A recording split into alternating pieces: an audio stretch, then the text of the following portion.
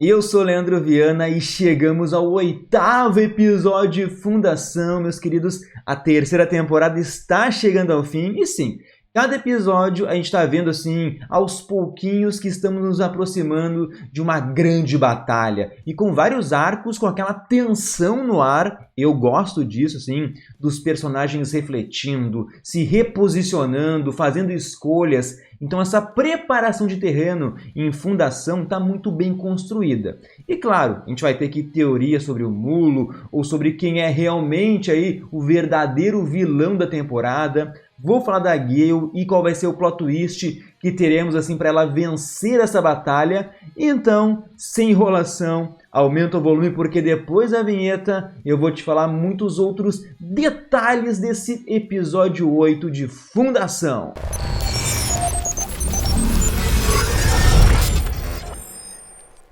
Bom, para manter a minha linha de raciocínio, eu vou começar ali com o Alvorada, né, que está vivo. Eu falei isso nos vídeos passados. Muita gente assim nos comentários, me chamou de louco, que eu tava falando besteira, que era óbvio que o Alvorada tinha morrido. Então, agora o mínimo que eu quero é ver esse pessoal, comenta aí, errei, fui moleque. Porque estava jogado na nossa cara que o Alvorada estava vivo.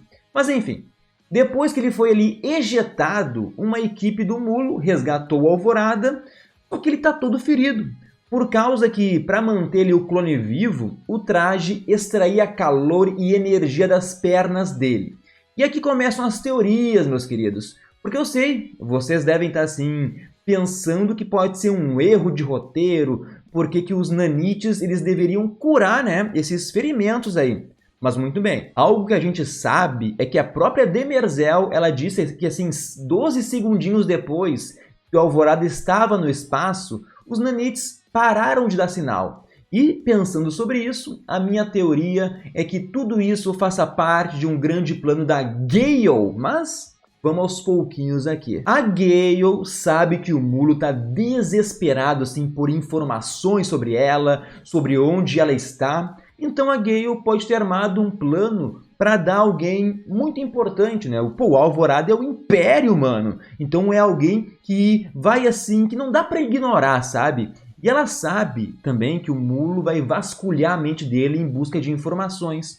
E talvez a Gale tenha plantado um cavalo de Troia que de certa forma deu uma vantagem para ela na luta final. Nem que seja uma distração, sabe? A Gale também é a única pessoa que poderia mexer nos nanites do Alvorada com os seus poderes mentálicos. Talvez a segunda fundação aí tenha uma tecnologia de roubar nanites e a Demerzel nunca pensaria na possibilidade de que foi enganada pela Gale. Então a maneira exata de como o Alvorada seja uma arma ou uma moeda de troca, eu ainda não tenho assim uma teoria para isso. Vocês podem até me ajudar aí nos comentários. Falem se isso também faz sentido para vocês, porque eu acredito que sim. Gale está alguns passos à frente nesse jogo aí, nesse joguinho de xadrez. E isso também explicaria como que o Tarisk ele seguiu o Alvorada até aquela câmara de descompressão. Tudo um plano da Gale para o Tarisk ele enviar ali, atirar e enviar a Alvorada para o espaço. Mas é aqui que entra mais uma teoria, porque Beita está ali cuidando da Alvorada e eu estou falando para vocês que a Beita tem algo especial. Eu falei semana passada que ela até poderia ser o bebê, né, o irmão do Mulo, entre aspas, porque eu acho que o verdadeiro vilão é o Magnífico. Cara, mas é muito estranho, porque quando o Mulo da série tá ali atormentando o Alvorada, a Beita diz para ele ir embora. E o nosso vilão raiz, um vilão cruel, psicopata, que mata milhares de pessoas sem pensar, ele simplesmente vai embora. Cara, isso é muito estranho, não faz nem sentido isso.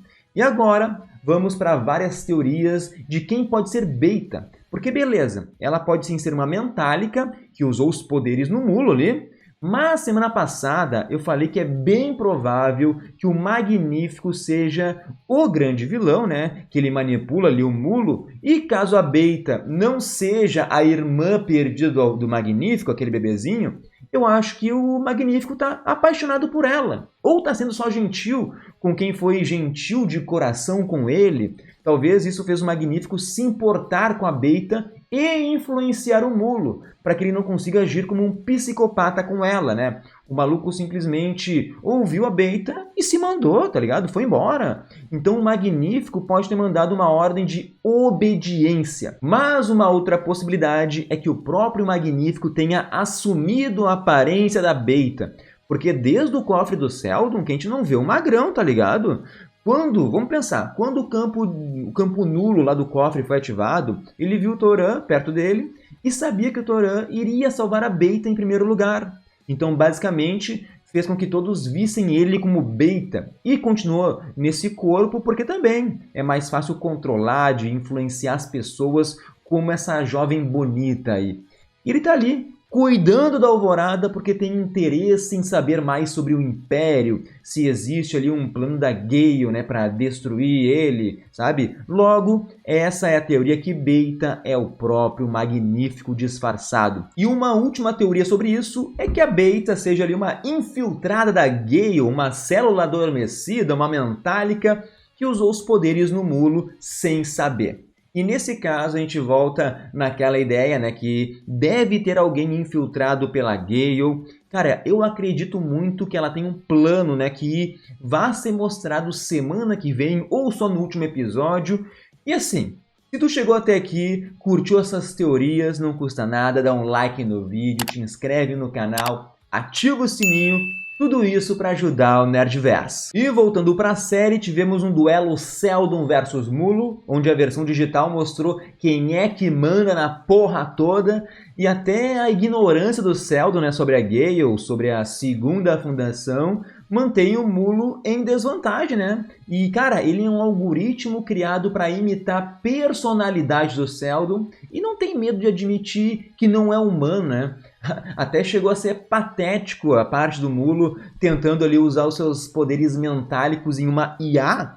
E o Seldon mostrou então o poder do campo nulo. Na verdade, né, melhor do que isso, o Seldon não quis matar o Mulo porque ele sabe que tem algum segredinho aí. E deve ser o que eu comentei também semana passada, né? O Seldon Digital vai desvendar aí que o Magnífico implantou essas memórias do Mulo, que ele é só um fantoche. Na verdade, a gente tem aí, ó, 3 possibilidades para o bebezinho do flashback da semana passada, né? Ou o Baby é o Magnífico, ou é o Mulo, e correndo por fora temos Beta. De qualquer forma, tá meio que claro que o Magnífico é quem manipula aí o Mulo. E mudando um pouquinho de assunto, indo para Trantor, né? Temos ali uma mega reunião com o Conselho Galáctico, o domínio das nuvens, Avorelis. A pauta era convencer o Crepúsculo a entregar Trantor, né, pro Mulo, com o pensamento de que, como Trantor é o coração da galáxia, a casa do Império, isso faria o Mulo então relaxar e poupar os outros planetas. E nesse meio tempo, o Conselho Galáctico, junto ao Império, poderiam então elaborar um plano para derrotar o Mulo. E tipo, como o Crepúsculo vai morrer em 2 dias, ele não pensa em se render, né? É tudo ou nada. E quando ele revela a existência da Estrela da Morte para Demi, é uma grande surpresa que ela não sabia que essa arma foi construída aí nos últimos 20, 30 anos. E a Demi Erzel, ao mesmo tempo que fica chocada, ela meio que sente orgulho, né, que o Crepúsculo ele conseguiu fazer isso. É aquela mãe orgulhosa. E também mais uma prova que o primeiro Radiante fez a Demi prestar menos atenção nos detalhes. E falando agora da conversa da Demizinha ali com a Avorelis, nossa, a mulher ela assinou ali a própria sentença de morte, né? Ela ficou do lado das pessoas que querem entregar Trantor pro Mulo. Então a Demizinha, ela não consegue fugir da sua programação ali de proteger os Cleons, o Império. Quando a Avorelis diz, nós temos poder, nossa, a Demi fica mal.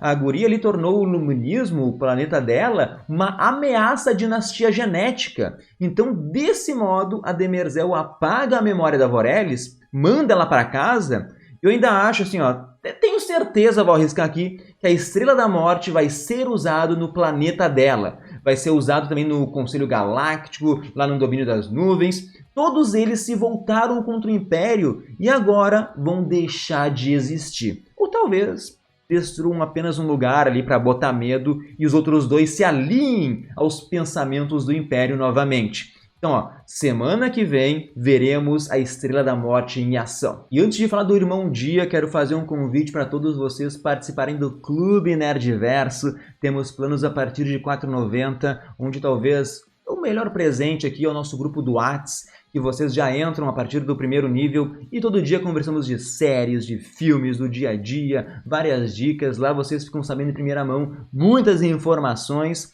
mas também todo mês um membro do clube é sorteado para levar um super prêmio, chega na sua casa, e também a gente sorteia ingresso de cinema, são muitos benefícios, tem o link aqui na descrição do vídeo, e o nome de quem faz parte do Clube Nerdverso, de quem acredita nesse projeto, sempre aparece aqui do ladinho, então muito obrigado a todos vocês, e vai na descrição do vídeo, clica no link para saber os benefícios e participar do Clube Nerdverso. E agora sim, falando do Irmão Dia, ele vai a julgamento público. Pô, embora o Lee Pace ele seja ótimo atuando, Irmão Dia é muito foda. O coração da série é a Laura Byrne, é a Demerzel, mas enfim, o arco do Dia é lindo, principalmente por causa lá da viagem do Tóxico da semana passada, onde ele percebeu que, pô, a fonte do ressentimento ali pela Demizinha é a sua insegurança, é a consciência ali da escravidão dela. E tipo, o culto ali é loucura, né, mano? Eles fazem uma apresentação no julgamento ali para lembrar os horrores que os robôs eles passaram. É a mesma história, por exemplo, narrada pela Demerzel, tá ligado? Só que quando lá a cabeça de bronze começa a emitir um tipo de música, o Dia ele lembra, né, que é a mesma canção de Niná que a Demi costumava cantar para ele quando o Dia era uma criança. E quando o Dia completa a sinfonia, descobrimos que ali é uma maneira dos robôs deles se comunicarem, justamente porque eles têm a mente coletiva. Cara, isso torna a história da Demerzel ainda mais triste, mais trágica, porque a canção de Niná pode ser ela tentando burlar o sistema, tentando estabelecer um sinal para outro robô. Ou era apenas ali mais um tipo de conforto para ela mesma, porque sabendo que é a última da espécie, ela canta numa tentativa de conforto para esquecer dessa solidão. Ela canta para tentar se conectar melhor com os humanos, tá ligado? Talvez até para esquecer que ela foi escravizada para proteger os Cleons. E daí chega ali o Mestre do Sol, o cara mais filho da puta de todos, pega as memórias da Song, mas com medo de perder o poder de Mycojin, de que os seguidores dessa seita maluca aí encontrem um robô e venerem esse robô, venerem a Demi como Deus, o Mestre do Sol decide esconder esse segredo. O cara é um falcatrua, ele só pensa no poder, ele quer ser o líder da seita e foda-se o resto. E daí eu acredito que Song ela vai acreditar no Dia, ela vai salvar ele, óbvio que o Dia não morreu ali, né? Eu acho que o discurso dele pode convencer até mais pessoas, sabe? E com certeza vão resgatar o Dia antes que ele morra. Mas é isso, meus queridos. Faltam apenas 2 episódios para a temporada acabar. Comentem aí o que vocês acharam desse episódio. Mandem as teorias de vocês. Nos encontramos aqui ó, no próximo vídeo. Não se esqueçam de ouvir o nosso podcast, o podcast do Nerdverso. Mas é isso aí, gurizada. Tchau, tchau.